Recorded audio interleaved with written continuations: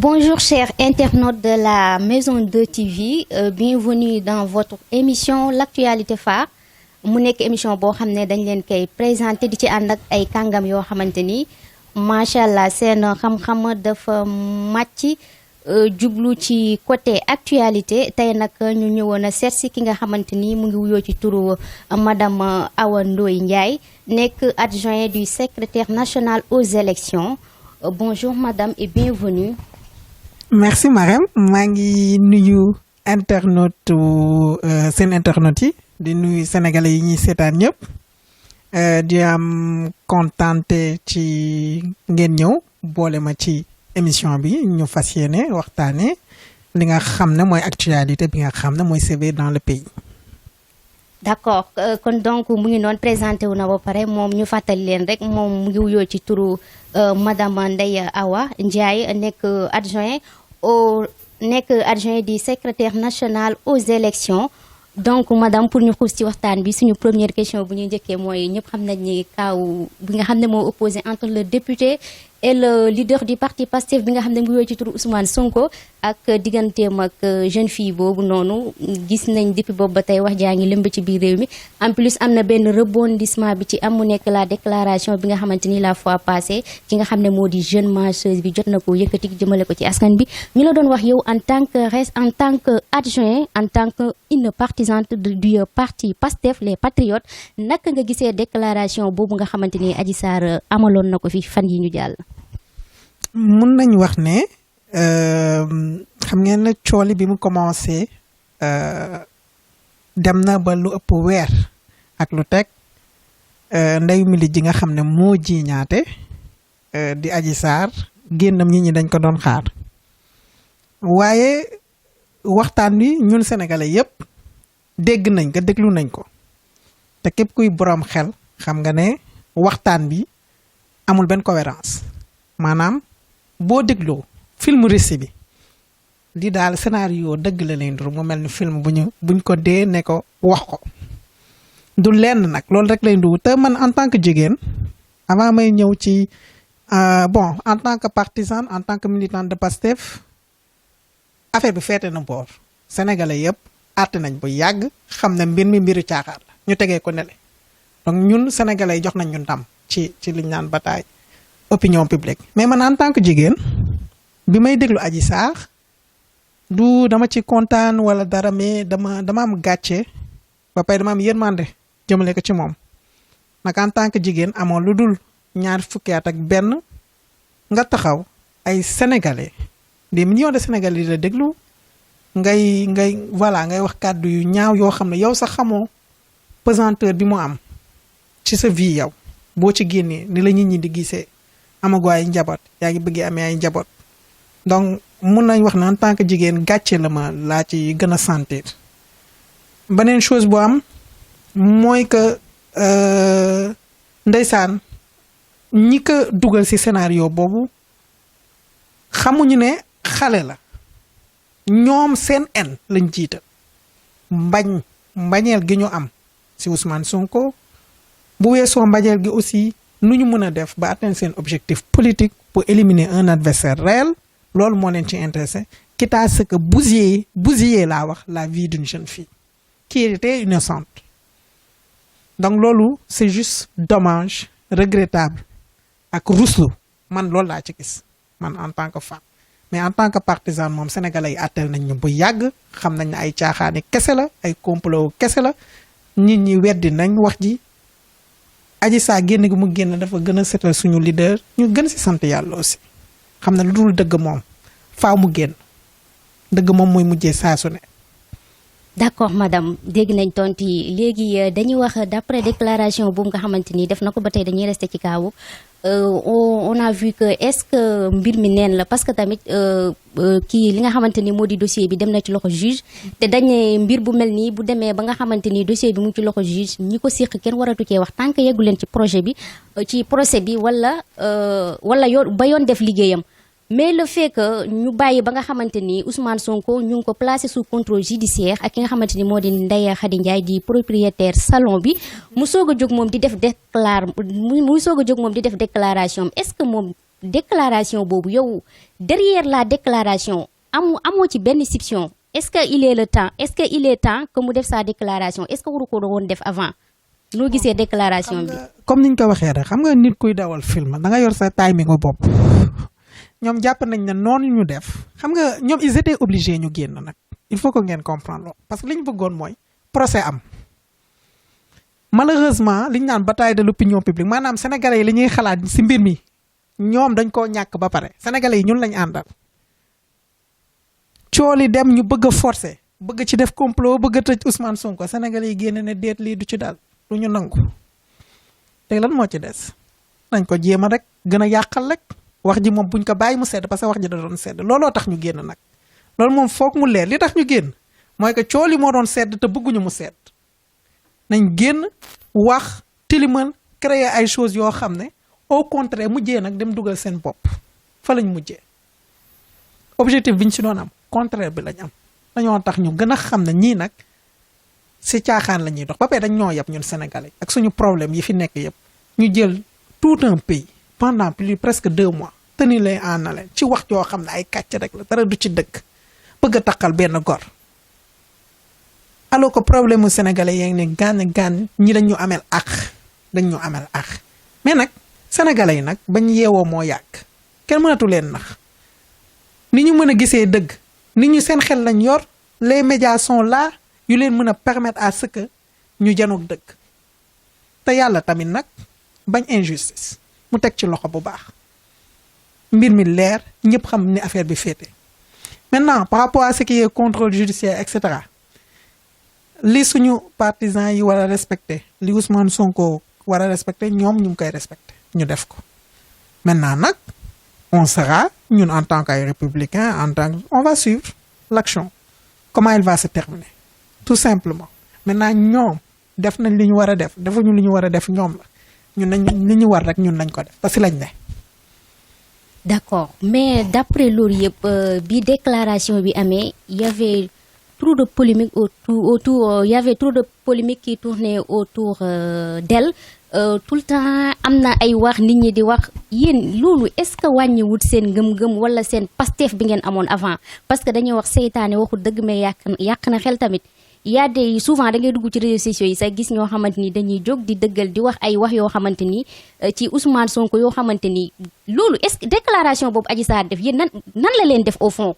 non mais defuñu dara sincèrement parce que comme si sama wax yi rek dañuy maak yow dañ siy ñëwaat di ko répéter rek mais le discours de Adji Sarr bu ñun boobu dañ tëjji suñu xel firi suñuy nopp di déglu gis nga li mu discours yëpp bu ci amoon benn wàll boo xam ne nduru yenu na maanaa xankay mu mun a tee suñu xel waaye borom xel la li muy wax moo yenuwul maanaam daf ñu réconforter ñun ñi ànd ak Ousmane Sonko daf ñoo réconforté siif lañ ko jiiñ gor ñu jël si daram teg ci siif ni mu waxee mu leer nañu siif amul te ginnaaw loolu sax procès-verbaux yi leeral nañ ko bu yàgg Adji Sarr li mu wax deful lu dul dugal boppam ak gang gi ko wër mooy gang gi nga xam ne c'est-à-dire gang gi ñi nga xam ne ñoo sos complot bi ñi ko saas ñi nga xam ne ñoo sos complot bi yëpp. waaw c'est-à-dire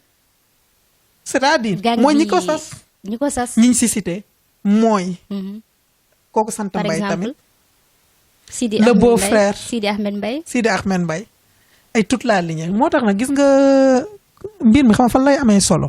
parce que côté justice dafa war a continuer xam nga lu tax waxi viol moom nañ ko teg ne nag leer na ba pare nag ñu xam.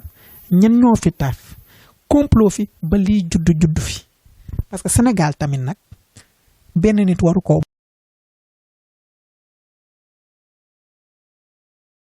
moom waroo yor Sénégal nga jàpp ne kenn warul jàmmaarloo ak yow pour jël nguur gi yow wala say ñooñ di ko fexal loolu dafa war a jeex képp ko ci takk yow mii di président da nga war a tëddee ñaaxaanaay leeroo ko si bëtu askan wi teg leen ni daan mu leer nga xam ne lii kenn du ko defati ñun loolu la ñuy xaar ci côté procès bi bu continuer mu leeral ñu ñan qui sont les comploteurs nañ continuer. déjà cité nga sax parce que commencé nga am benn piste yaa ngi commencé. parce que boobu kooku moo feeñ ci procès yi. procès yi turam feeñ na si procès-verbaux yi moo tax kooku buntu la mooy buntu bi rek bi ñuy wan fan la teeri jee loolu ñun dañ ko soxla xam ñun Sénégalais ñi nga xam ne jël nañ presque 2 mois benn wax lëmbeñu saa yi soo xëyee nekk ci ñi ko sos kay dañ leen war a xam dañu war a xam ñan la mu leer si bopp Sénégalais yépp. mooy li ñuy wax que la justice soit faite la lumière bi dañ ko war a def sur cette affaire justice dafa war a def liggéeyam. souvent dañuy dégg ci déclaration Adji Sarr bi muy wax mu naan vraiment Ousmane Sonko mu ngi naan yàkkamti na procès bi mais man maa ko gën a yàkkamti moom fan la war a mën a sukkandiku bay waxee loolu alors que d'après ni ko nit ñi waxee entre guillemets avec sa fausse déclaration fan la war a mën a sukkandiku ba naan maa gën a yàkkamti procès bi que ñu dem ci maa ko gën a yàkkamti ko Ousmane Sonko. mais loolu noonu da nga koy laaj Adji Sarr. mais bon en tant que partisane boo dégloo discours bi déglu nga ko yëpp du début à la fin. man comme loolu. ci lan la lay ñaax ci lan la ci. non c'est juste des mots yoo xam ne dañ ko placé wax ko si seen logique lañ nekk ba tey.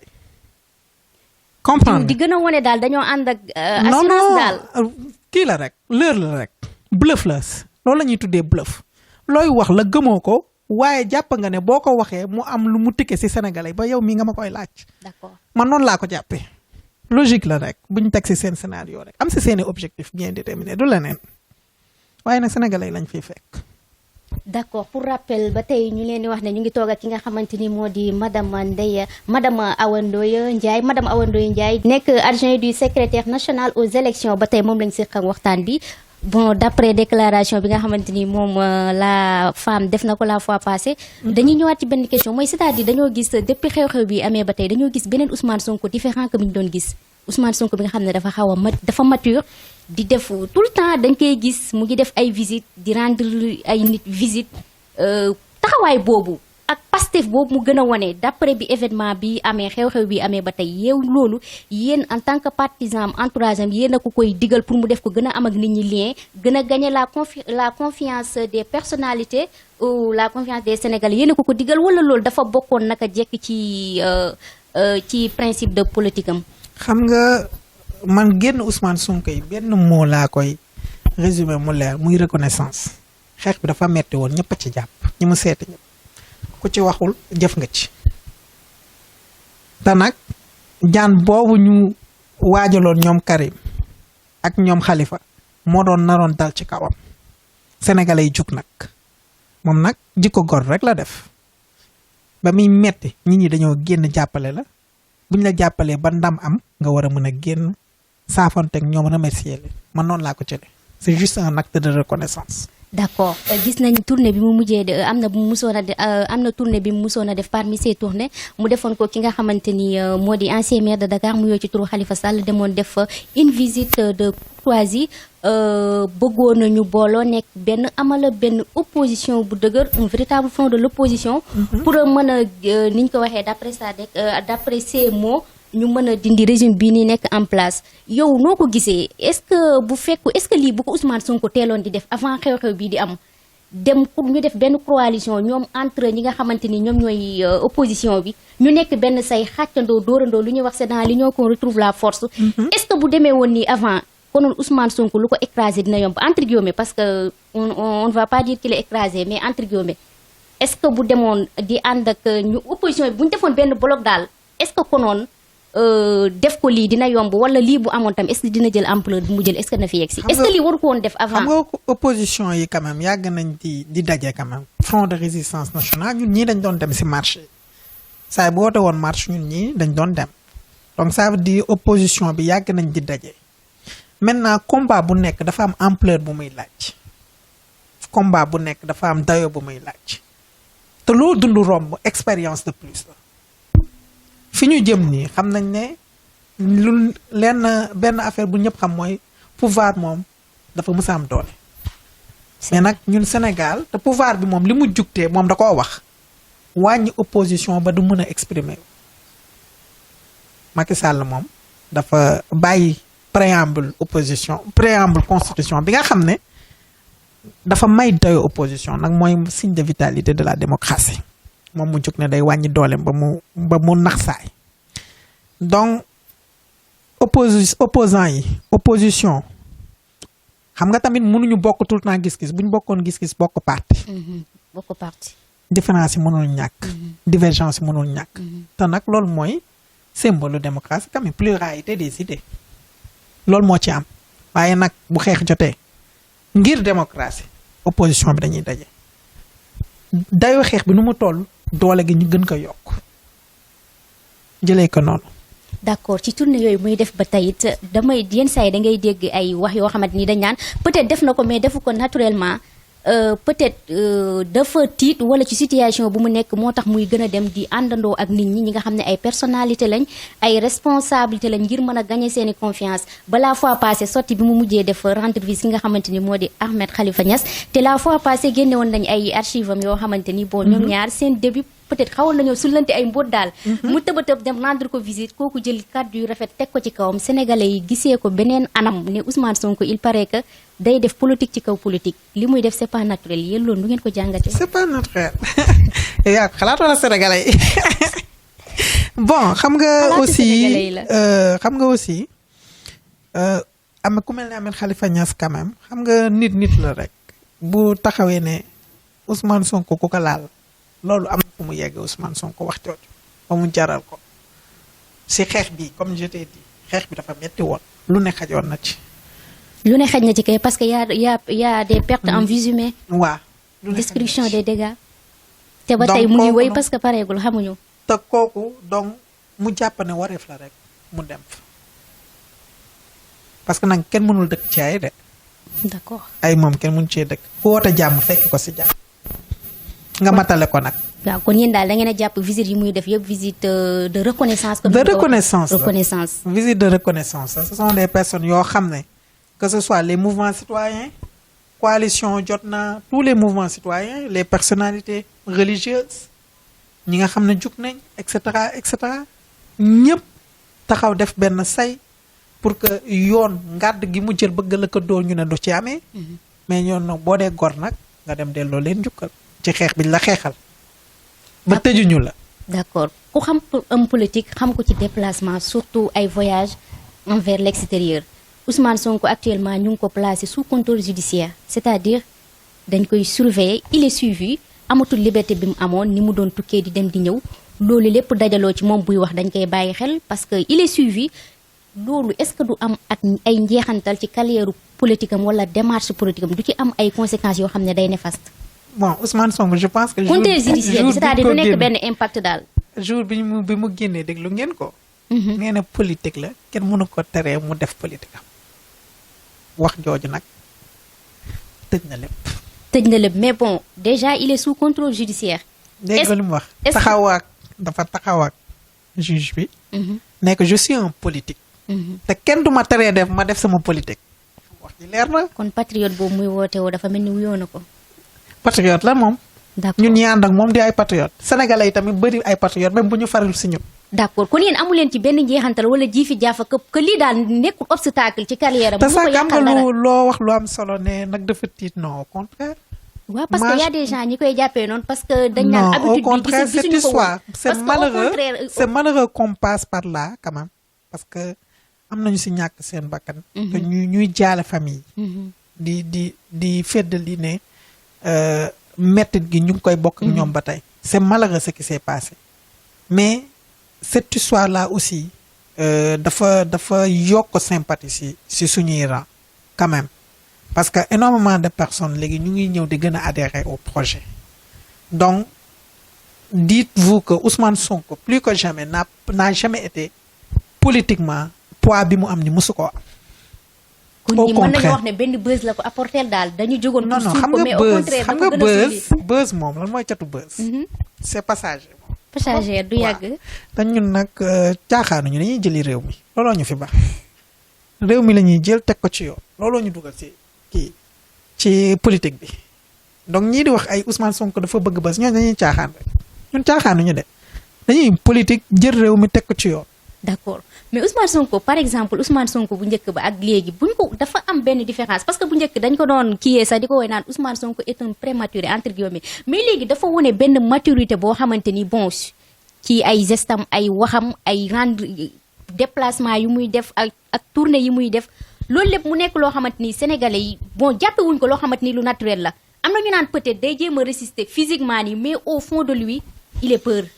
non Ousmane Sonko du ragal Ousmane Sonko li mu am nii Ousmane Sonko du moo ëpp xam-xam ci Sénégal du leen li mu am nii yëpp audace moo ko may il est très audacieux moo tax ñu gëm ko nag ñun du ñu ànd ak ku gëmul boppam gëm boppam xam fi mu bëgg réew mi moo ko may li mu am nii yëpp moo tax ñun ñu gëm ko ànd ak moom ci liggéey bi donc waxi ragal moom nañ ko taqalee beneen mbindeef sauf Ousmane Sonko c'est pas un politique peureux il est foncièrement audacieux moo ko may nag lii mu am.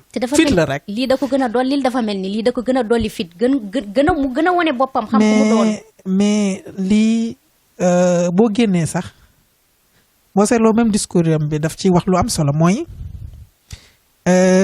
sénégalais yi maanaam moom santi na benn nee na sénégalais yi mérité wuñu maanaam moom jàpp na ne mérité wul sénégalais mérité wul sénégalais parce que estime bi ak fi ñu ko teg. fi ñu ko teg. donc mun nañ wax na lii c'est luy firndeel de plus la nit ñi dañ ko bàyyi xel gis nga nit buñ la nit ñi bàyyi xel même xale yi dañuy fowee sa tur donc Ousmane Sonko il est devenu non seulement cette histoire il l'a rendu international au-delà de national. oui histoire bi loolu la ko romb te ñun nag xam nañ li ñu war aussi li ñu dugal ci politique duñ ko mës a fàtte sénégalais yi dañ nekk ci ay jafe-jafe ñu jàpp ne ñun suñu gëm-gëm suñu xam-xam war nañ ko mën a teg ci Sénégal. ànd ak nag bëgg Sénégal aussi parce que loo bëri xam am na ko la ëpp xam-xam waaye mbir mi ñaar bëgg Sénégal la ñame li ngay def fas yéene koo def oo ñi ñu gunge la ci nag te buñ ci jàppul du dem ñun ci tànk yooyu lañ ne ci tànk yooyu lañ nar a jëm te si la ñuy dox ba incha allah yàlla teg nguur gi suñu loxo. d'accord mais amu leen benn inquiétude au fond de vous par exemple ngeen ne même bi cas bi bu ñu ko réglé ba mu dem procès bi dem ñu dem ba ci procès ba ñu def li ñuy def affaire bi dem est-ce que ragalu leen intervalle fii ak 2024 ragalu leen ne beneen coup dina ñëwaat comme ni ngeen koy waxee entre guillemets benn complot dina ñëwaat dalaat seen diggante ba mu yàqal leen diggante fii ak participer élection 2024 est-ce que vous êtes rassuré quand même. bon d'après. ji nañ ñu lépp. waaw jihadiste salafiste violeur foog naa moo gën a mag tamit parce que histoire de mœurs nit bu sa réputation tilimee rek jaratoo dara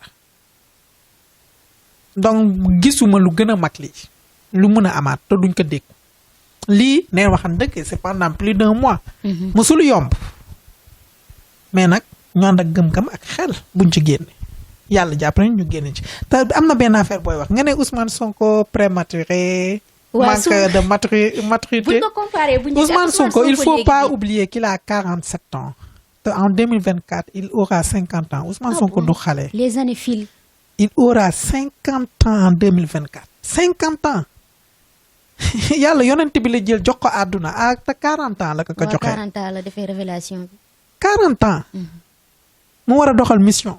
bi tax tey ñun ñii des siècles après ñu gëm ko te Ousmane Sonko en 2024 il aura 50 ans dafa ñor.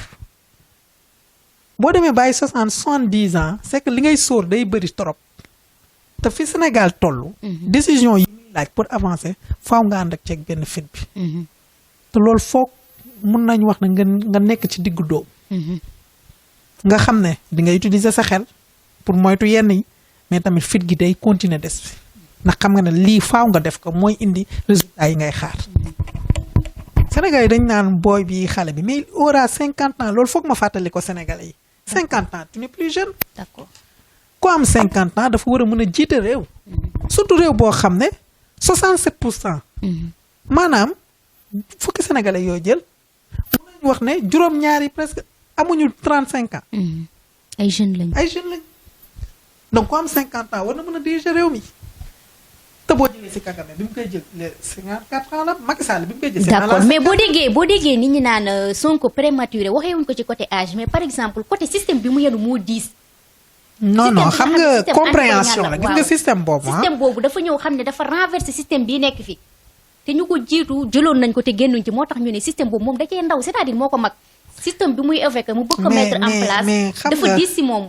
foofu la nit ñi di waxee prématuré déjà loolu ça se justifie ndax gis ngeen yi ko commencé dal xaat accusation yi sonn na peut-être am na ñu ko jiitu ci ñi ko jiitu ci politique te moom li mu daj ak niñ ko tuumalee ak niñ ko gàkkalee dajuñu loolu xëy na ñoom système bi ñu jël dafa oyof mais moom système bi mu jël pour renverser système bi fi nekk moo diis foofu la ñuy waxee Sonko prématuré moo tax ma ne leen non loolu diis mënu cee am xam nga tamit toujours dañuy ñëwaat ci yonent bi sallallahu alayhi wa sallam moom bi muy ñëw fekk ay maamam gëm leen mu ne leen lii du lii. waaw du lii métti woon na du lii métti woon na yeneen bi daj na. métti woon moo tax lii dafa war a métti dina sonn de. dina métti trop trop parce que xam nga benn affaire bu am. li bon na ba pare. parce que système bi bu baaxoon Sénégal du toll fi mu toll. Sénégal moom du toll mukk fi mu toll. romb na ko bu yàgg ba ñuy wax la neen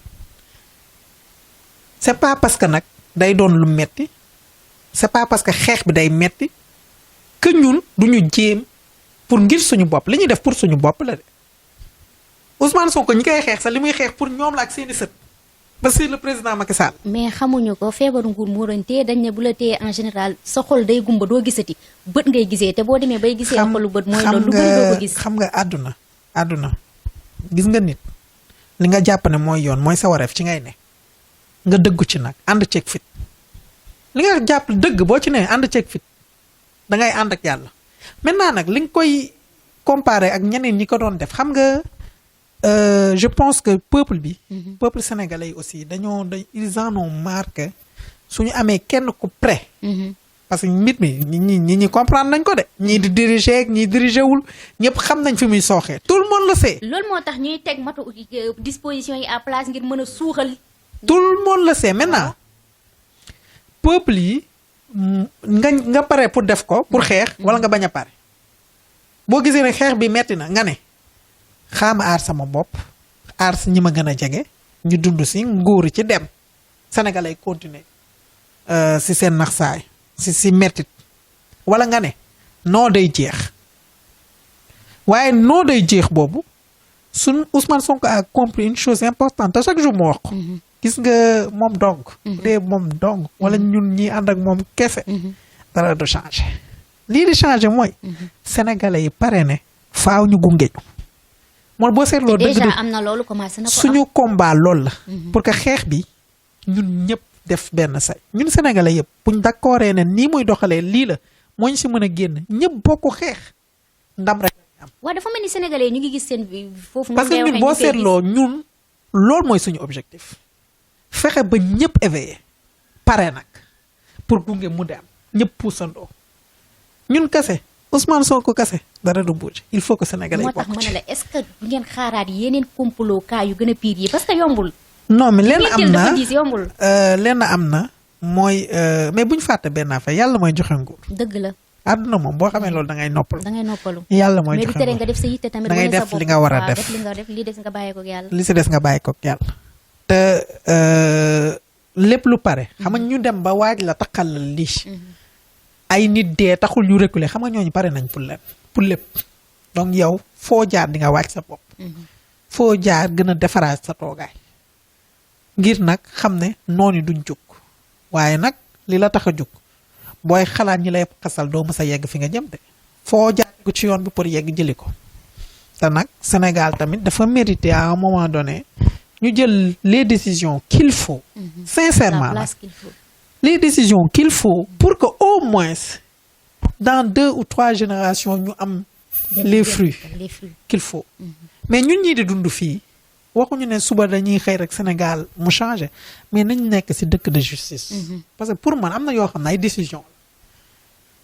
décisions yu simple la da nga koy jël mu leer sénégalais yi commencé xam nga tamit nit mënul nekk ci ñàkk ak ci injustice loolu day diis nit mun na la gis may ne sa kër nga xam ne nañ jël exemple sa papa mu ngi ci kër gi li muy gagné tout as tuut la ah yow da ngay muñ facilement parce que xam nga ne loolu lay gagné waaye muy gagné lu bari dem di ko joxe ci àll bi dafay am looy denc sa xol injustice la nit munul mais ñi sénégalais ku ko gis xam ne muñkat la sénégalais ku mun muñ la ku mun ñafe la ku mun muñ la ku mun ñafe la waaye nag injustice moo naqaree muñ moo war a génne gis ak mooy mal gouvernance bi rek mal gouvernance arrogance tous les secteurs xam nga arrogance yow booy wër nguur da ngay wër fu ne di raam pour ma jox la ko ñu jox la ko nag ñun ñii ñuy dajale sa dërëmu ñëpp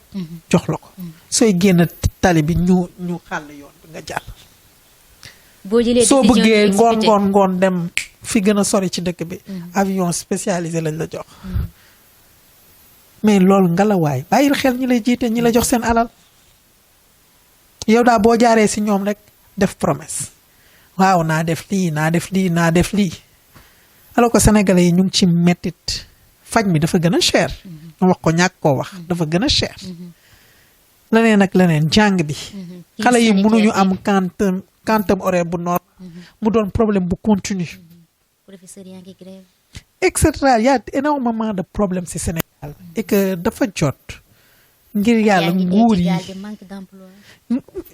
plus de 500 personnes jeunes te xam nga imagine ku dem bay jël gaar kooku liñ naan wala barsaq sës na cadavre ambulant maanaam da ngay dox ni mais dundatoo parce que yaakaar dee na sa dënn loolu moo grave yaakaar bu dee ci dënn doo doonati nit chaque jour ngay xëy di dem parce que da nga yaakaar ne li ngay uti ji di nga ko amee ji bés day metti rek waaye di nga ko amee ji yaakaar googu moo lay motiver mais nag soo demetee nag ba sa réew nga dem ba yaakaar gi dee loolu musiba la surtout si dëkk boo xam ne ay ndaw rek la defar ko war na mun na yomb parce que am nañ seen jiitul joxeel exemple vous n'avez pas besoin di dund ci yenn luxe yi ak benn insolence dëkk bi amul ñu bëri amuñu yéen moomu leen di dund si benn luxe bi loolu c'est une insulte loolu day metti xol day metti Sénégalais yi da leen di metti nguur yi foog ñu delloo si seen xel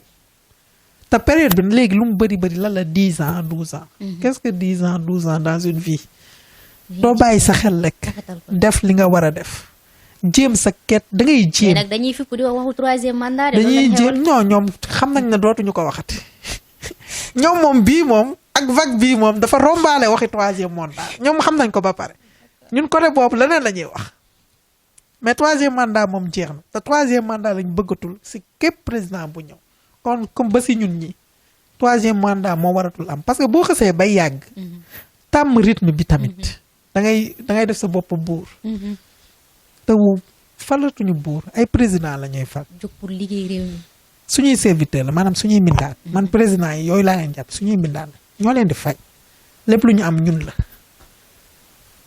donc dañ ñu war a bàyyi xel respecté ñu nag jox ñu cër France wala yeneen pays yi problème bu mag day am président day génn wax amul sax ma dem te ñëw problème day am ministre bi day démissionné mais fii man Sénégal tamit doy na waar trop te ñun mérité wuñu lii tamit parce que ñun nous sommes un peuple comme je dis très passif dañu mën a muñ donc dañu mérité ñun ñoo xam ne dinañ ñu wekk loolu rek la ñuy ñaan nañu am nguur yu ñu wekk bàyyi xel si ñu te sénégalais lu ko satisfaire sax jafewul de parce que sénégalais ñafekat la te mën na muñ loolu moom dafa leer sénégalais ñafekat la mën na muñ foo dem ci àdduna sénégalais yaa ngi fa foo dem ñu ngi fa bu dee wuti xam-xam bu dee liggéey lépp ñu ngi fa mais nag conditions yi tamit mënoo ñu continuer dëkk les conditions soo jàngee pour nga mën a am liggéey c'est tout un problème mënoo am formation bu baax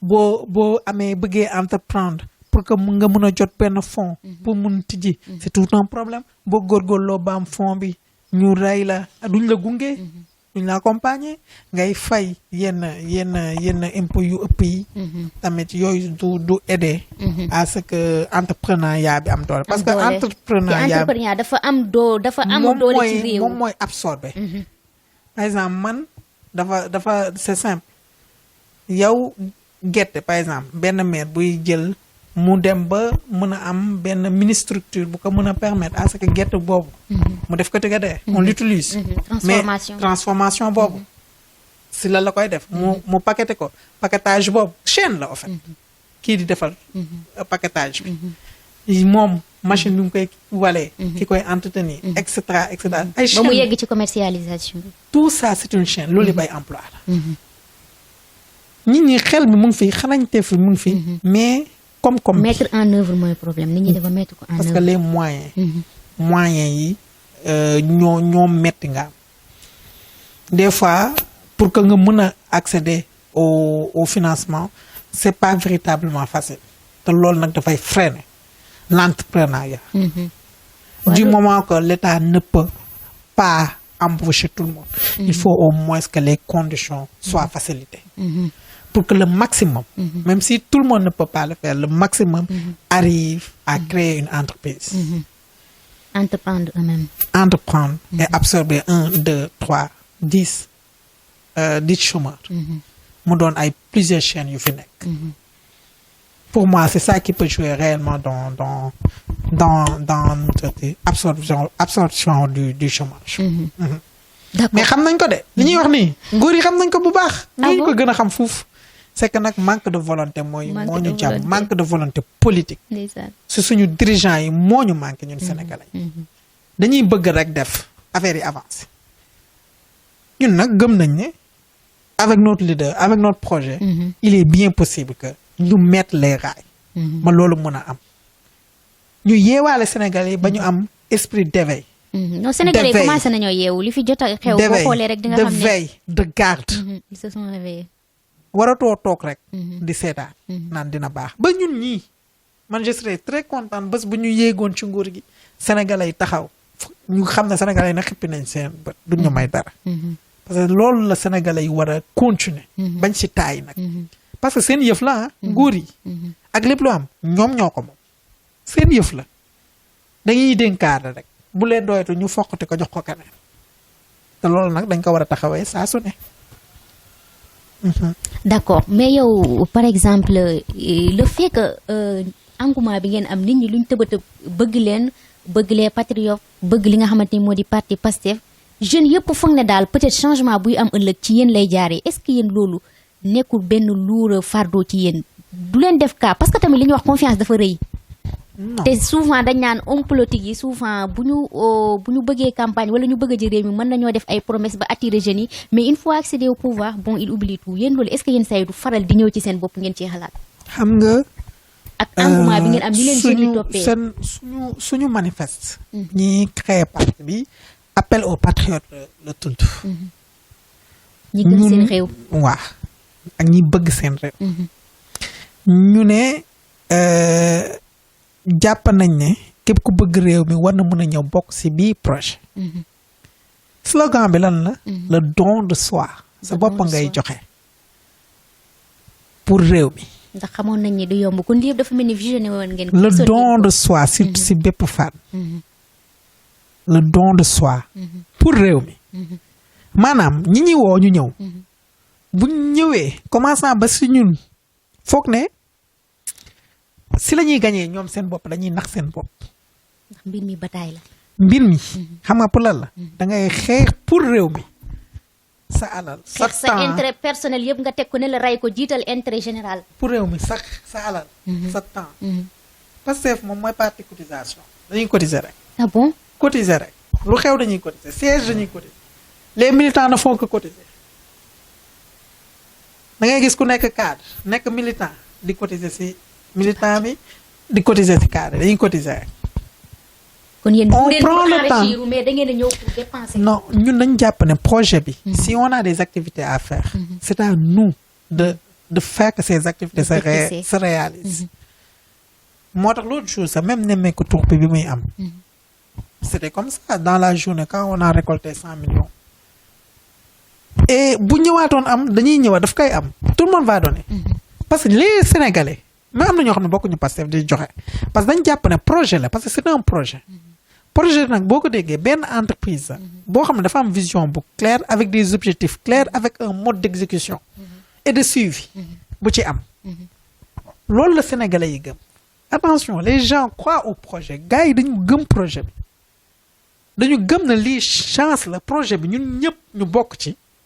Sénégal dina mën a jóge si pax bi mu ne.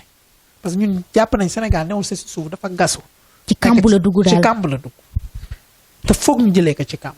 te ñun ñëpp a ciy bokk. loolu kaala loolu kaala. lu ñu temps suñu lépp. pour mu jege ñun loolu lañ gëm. moo boo seetloo ñun ñi ñëpp buñ ciy wax da ngay sentir ne dafay voilà loolu moo ñuy motiver. dañu gëm na au fond de nous. le Sénégal peut changer. ñun ñëpp ñu participer si. mais da nga Ousmane Sonko est la figure emblématique rek. maanaam mooy symbole. njiit bi la symbole. mais c'est des milliers et des milliers de personnes qui sont derrière et qui croient au projet ñun bi ñuy gëm Pastef daan fa nekk. bu ñu duggoon ci taxi bi di wax dañ naan ko Ousmane Sonko si. donc et nii ñu jëlee suñu temps di def porte à porte di wax ak nit ñi. di leen wax ak ci projet bi. di leen convaincre. pour que ñoom ñu adhérer ci vision. parce qu'on sait qu'on a besoin de la masse pour mu réussir. une masse aussi. masse bi yëpp sénégalais yëpp. gox-goxaan ñu xam ne lii benn projet la boo xam ne faaw ñëpp jàpp ci pour que jeexintal bi mën a am. donc biñ koy def ànd ci gëm ko. dañu jàpp ne dañu am yaqin na dem mën na marché moo tax ñu siy sonn. donc ci loolu. il faut dina mën a tax que ñu comprendre aisément que c'est un projet qui nous tient à cœur. et que lépp lu ñu mën daal pour mu sotti incha allah dinañ ko def. d'accord loolu am na solo trop. pour rappel ñu wax leen nous sommes avec madame Awa Ndoye Ndiaye adjoint du secrétaire national aux élections moom lañ seq ak waxtaan bu am solo bi macha allah. ba tey it ñu xuus da nga laal 5 points bu am solo fi nga ne yéen seen parti bi par exemple yéen entre vous da ngeen di cotiser. pour ngeen mën a jëmbal li ci ne cotiser louer siège ak def yi ni mel. alors que luñ tàmm a gis ci parti politique yi nekk fii ci Sénégal c'est-à-dire boo ci diggee da nga ciy dugg pour enrichir mais pas pour ngay dekkee ci sa poste di ci def. xam nga loolu day tax ñu ñëwaat ba tey ci jeunesse su parti bi. parce que ay fonctionnaires ñoo toog bari yu ñëwoon ñu waxtaan xool ni dëkk bi di doxee ñu ne lii de neexuñu ñu def consensus waxtaan seen biir. xool ay qualité Ousmane Sonko ne nañ ko jiital. c'est ça.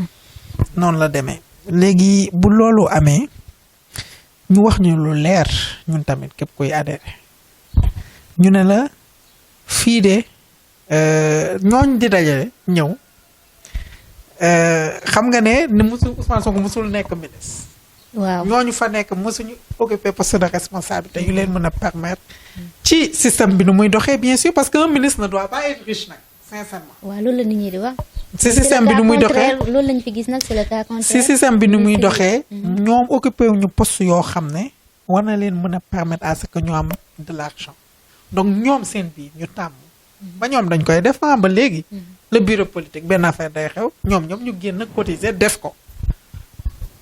c'est comme ça se passe les gens cotisent ñu ooñu si loolu nag nee neen lii de projet bu ñu tegal Sénégal gëm-gëm bëgg Sénégal xam-xam ak joxe suñu bopp pour projet bi ku gëm loolu ku jàpp ne mën nga ko ñëwal ñu ànd ñun dañ ñu woo ci lu leer donc moo tax ñun ñi ñëw ñëpp adhéré si gëm ko génn di convaincre yeneen nit ñun jàpp nañ dañoo tënku ci liñ ñu woo mais ñu nag le don de soi pour la patrie sa bopp ngay joxe moo tax xam naa ngay indi ci moo patriote bi boo gëmul sa bopp bëggoo sa réew doo ci mën a dem parce que gis nañ ne aussi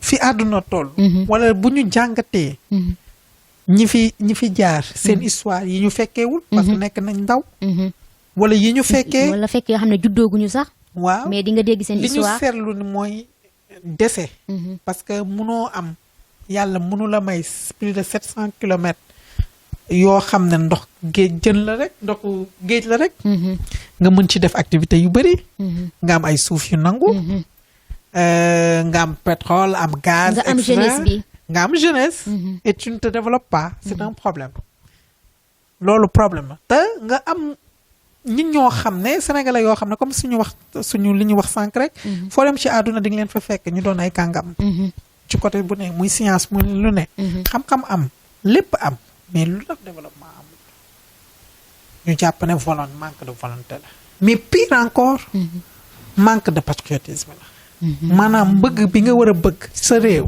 bëgg mu sori moo des moo tax ñun ñu jàpp ne ëpp ñu fi xam-xam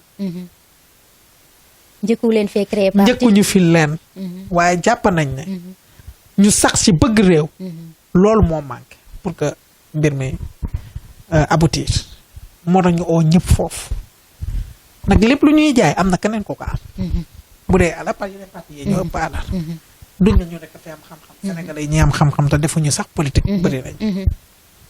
waaye jàpp nañ ne bëgg sa réew ba mu jaral nga joxe sa bopp parce que duñ nekk ba am na nit ñi bañ nañ seen réew sax mais bëgg.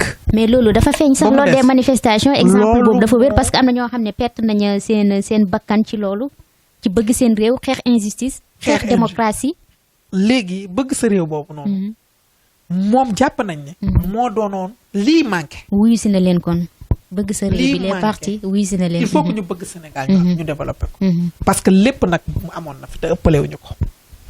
jàpp nañ ne lii moo ci manqué ñu sax si oo nit ñi si loolu. ba pare dëggal si suñu bopp.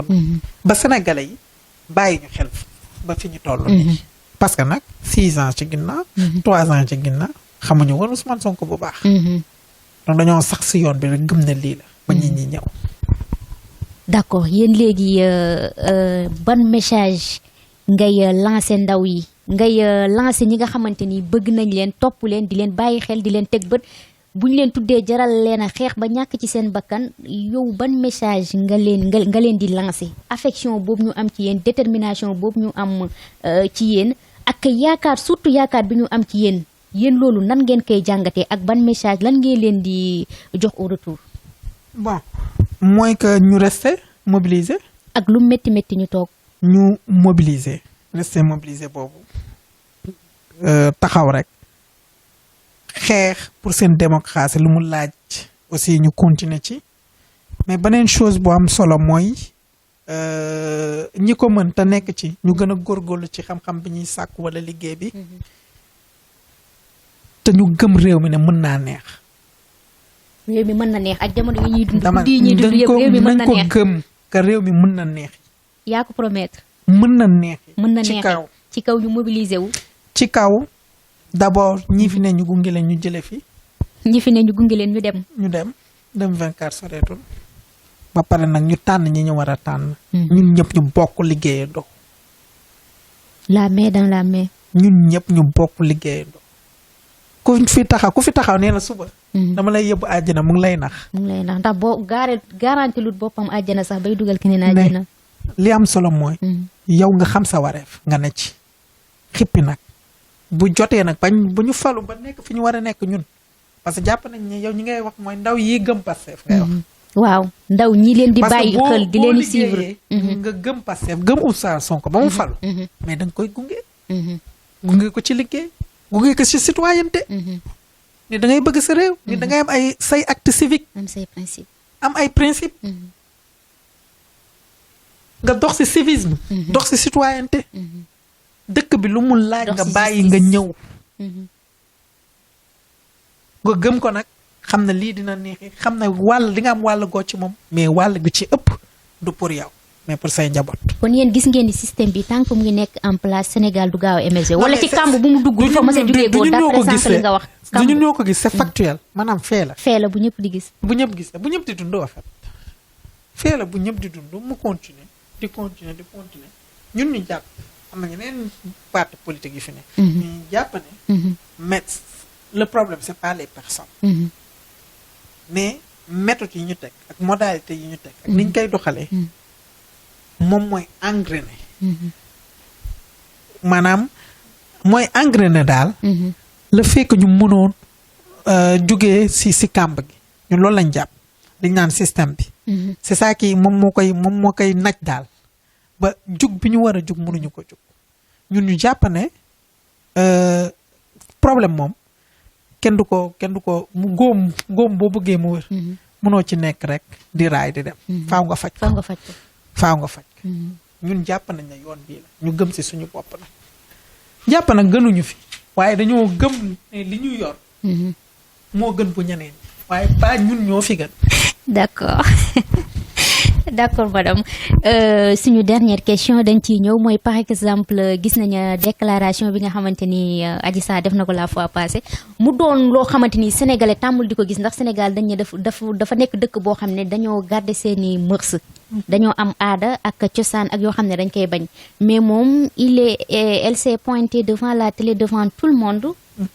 mu nekk fa di wax yoo xam ne daal nit ñi rafetlu wuñ ko ay scénario yoo xam ne bon da ciy wax sexe plus souvent muy tudd le mot sexe alors que loolu nekk na loo xam ne sénégalais aadoowu di ko dégg surtout débat public yu mel noonu sénégalais dafa am kersa dafa am mërs yow loolu te internet bi léegi dafa nekk lu accessible envers les enfants tout le monde ñëpp nekk di ko seetaan xale yi moins de 18 ans loolu yow ban njeexantal nga gis la mën a indi ci société bi. bon xam nga avec cette histoire aussi nañ ko wax tëddee mais y a eu une banalisation. De la vulgarité verbale. maanaam ay wax yu tegginiwu quand même parce que daf cee mujjee bëri. man personnellement sànq wax naa la ko bi muy wax man dama amoon kersa. dama amoon kersa parce que je me dis xale bu ndaw nii man bi may am atam. maa ngi université maa ngi du wax yooyu daal. si ñu ngi doon concentré suñu tàmmuñu di ko dégg sax j'espère que c'est la première fois ci taarixu Sénégal quand même ñu taxaw def scénario yu mel nii waaw. ci télé devant tout le monde te ñu xam ne cas bi ñëpp a ngi koy suivre waxuma la Sénégal kese mais dafa jéggi Sénégal. wax yi wóorduñu ko moo tax ma ne la si ay wax xale bi mujj gi am naa kersa mais yërëm naa ko parce que yàpplu nañ ko. parce que quand même. ba yabluwaale jigéen sax. yablu jigéen aussi mais c'est pas une raison aussi c'est que moom c'est un exemple bu nekk à part. mais ñi ko def lool tamit amal nañ ñu àq aussi parce que tout de même ñun dañu def choix garder suñu pudeur. On veut rester pudique.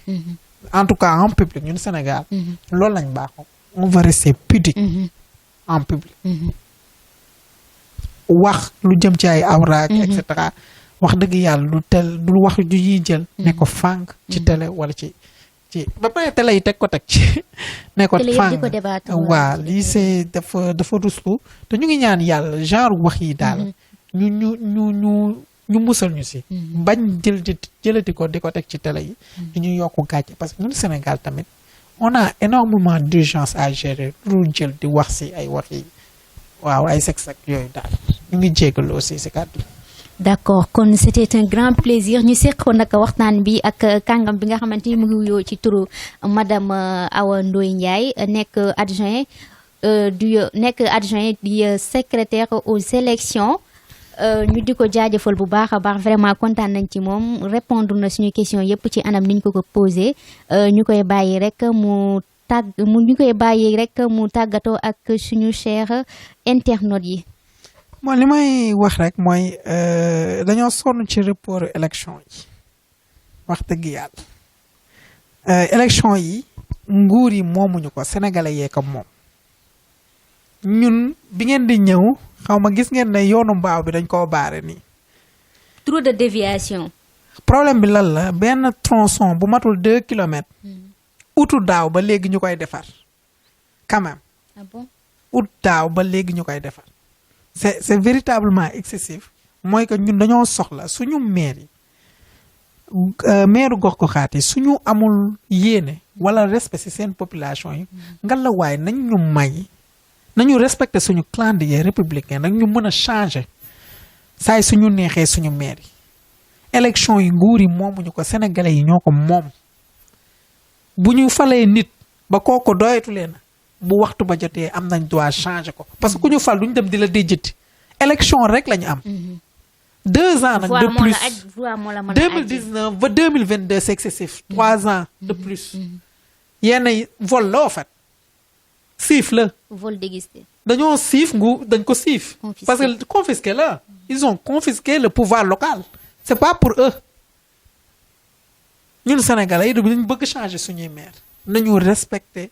calendrier républicain ce n'est ni pour les partis politiques ce n'est ni pour le pouvoir ni pour l'opposition mais c'est pour les Sénégalais comme dernier mot je voulais vraiment lancer foofu appel aussi aux Sénégalais ñu gën a exigeant nañ gën a exigeant parce que tamit ils ont le droit de sortir de manifester pour qu'on respecte le calendrier électoral bu heure voter jotee nañu voter léegi nag bu ki ñu choisir nag bés buñ ko choisiree deful lu tax ñu choisir ko bu heure sanction jotee dinañ ko sanction mais nañu respecter calendrier pas ñoom nañ koy def di xalaatee nu mu leen arranger et cetera et cetera. nag wax yëpp li muy nduru dañuy fàtte na ñoom dañ leen fal pour ñu liggéeyal askan. moo tax ñu siy boole ay calcul politicien di xool nu ñuy gën a jekkee parce que xam nañ ne seen kii wàcc na nguur gi moom ak maire yi mu àndal xam nañ ne. seen kii wàcc na bu baax. nit Sénégalais yi ni ñu leen gëmeetuñu rek ñuy defarwaat mais ngalawaay nag nañ dawal élection yi ñu tànn maire yi ñu bëgg ñu dirigé. merci Marème. d'accord kon loolu moo nekkoon cri de cœuram loolu la mujjee tàggatoo ak chers internautes de la maison 2 TV kon fii la ñuy yemale émission bi ba beneen yoon ñu indil leen ci yeneen émission actualité phare ak ci yeneen kàngam jërë ngeen jëf ci teewlu bi à la prochaine.